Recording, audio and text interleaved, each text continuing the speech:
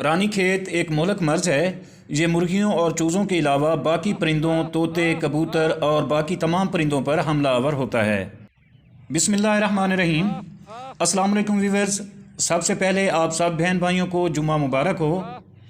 عزیز ساتھیوں، جیسا کہ آپ جانتے ہیں رانی کھیت ایک مہلک اور متعدی مرض ہے۔ انگریزی میں اسے نیو کاسٹل ڈیزیز بھی کہتے ہیں۔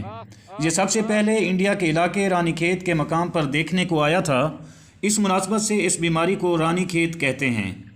اس ویڈیو میں آپ کو رانی کھیت کا علاج اور اس سے بچاؤ کے طریقے بتانے والا ہوں۔ ضروری ہے کہ آپ لوگ میرے ساتھ رہیں۔ ساتھیوں، جیسا کہ میں پہلے بھی بتا چکا ہوں کہ یہ مرغیوں کا ایک مہلک اور متعدی مرض ہے اور اس کا سبب ایک ایسا وائرس ہے جو عام خوردبینوں سے نہیں دیکھا جا سکتا۔ اس وائرس کو دیکھنے کے لیے انتہائی طاقتور خوردبین کی ضرورت پڑتی ہے۔ یہ وائرس پرندے کے نظام تنفس اور دماغ پر اثر انداز ہوتا ہے۔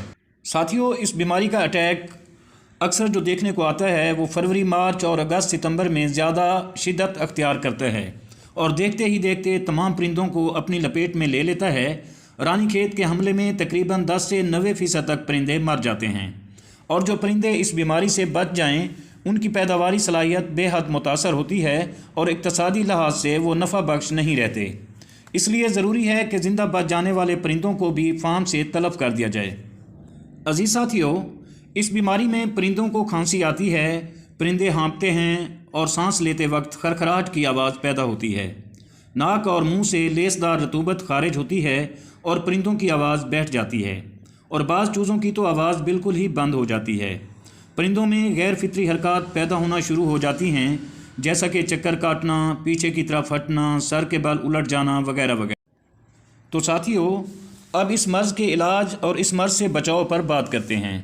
دوستو، اگر آپ دیسی طریقہ علاج سے بچاؤ اور علاج کرنا چاہتے ہیں تو لہسن اور ادرک اور سبز مرچ کی چٹنی بنا کر اپنے پرندوں کو روزانہ ایک بار 1 ہفتے تک کھلائیں، تو آپ کے پرندے نہ صرف اس موذی مرض سے بچ جائیں گے بلکہ پرندوں میں اس بیماری کے خلاف لڑنے کے لیے قوت مدافعت پیدا ہو جائے گی، اور اس کے علاوہ بھی بہت سی بیماریوں سے بچاؤ اور حفاظت ممکن ہے۔ اور ساتھیوں، اس کے ساتھ ساتھ آپ اپنے پرندوں بشمول مرغیوں کو مرنگا، جسے ہم سوانجنا بھی کہتے ہیں، روزانہ کی بنیادوں پر سبز چارے کے طور پر کھلاتے رہیں۔ اور اگر آپ دیسی طریقہ سے علاج نہیں کرنا چاہتے تو بھی کوئی بات نہیں، آپ بازار سے یا پھر لائف سٹاک کے دفتر سے این ڈی ویکسین لے لیں اور ہر ماہ اپنے پرندوں کو این ڈی کا استعمال کروائیں، تو بھی اس موذی مرض سے بچا جا سکتا ہے۔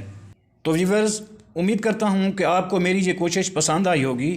اگر ویڈیو اچھی لگی ہو تو لائک اور شیئر ضرور کر دیں، اور اگر آپ میرے چینل پر نئے ہیں تو پلیز چینل کو بھی ضرور سبسکرائب کر دیں۔ بہت شکریہ، اور آخر میں دعا ہے کہ اللہ آپ سب کا نگہبان ہو۔ آمین۔ اللہ حافظ۔